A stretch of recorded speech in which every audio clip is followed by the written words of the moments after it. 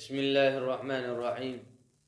ناظرین، آج ہم بات کریں گے سحر استحاضہ کے متعلق۔ سحر استحاضہ یہ ایک ایسی بیماری ہے جو خواتین کو ہوتی ہے۔ خواتین کو ایام کے علاوہ بھی خون بہتا رہتا ہے، تو بہت ساری خواتین اس کے لیے بڑی بڑی میڈیسن استعمال کرتی ہیں، میڈیسن سے بھی اس کو کوئی آرام نہیں ملتا۔ اصل میں یہ شیطانی مرض ہے، جناتی مرض ہے۔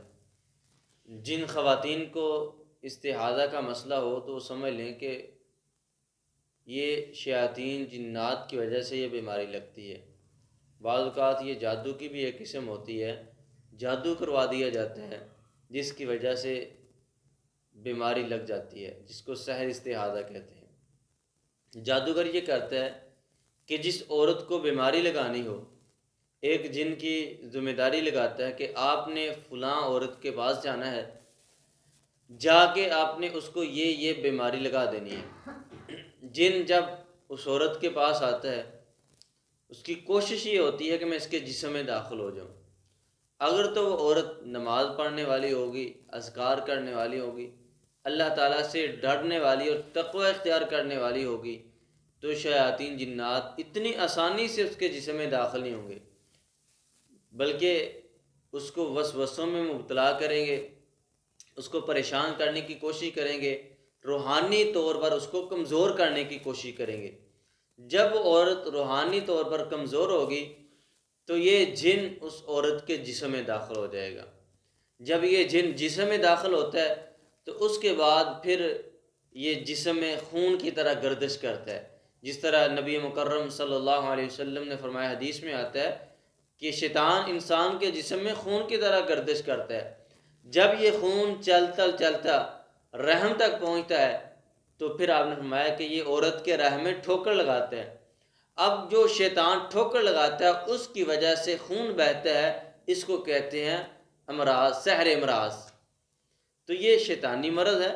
صحابیات کو بھی، بعض صحابیات کو یہ پرابلم تھی بھی، جیسا کہ حمنہ بنت جہش رضی اللہ تعالی عنہ رسول اللہ صلی اللہ علیہ وسلم کے پاس آئی اور سوال کیا تو آپ نے فرمایا یہ شیطانی مرض ہے، اور رسول اللہ صلی اللہ علیہ وسلم نے فرمایا کہ تم ان دنوں میں نماز پڑھو گی۔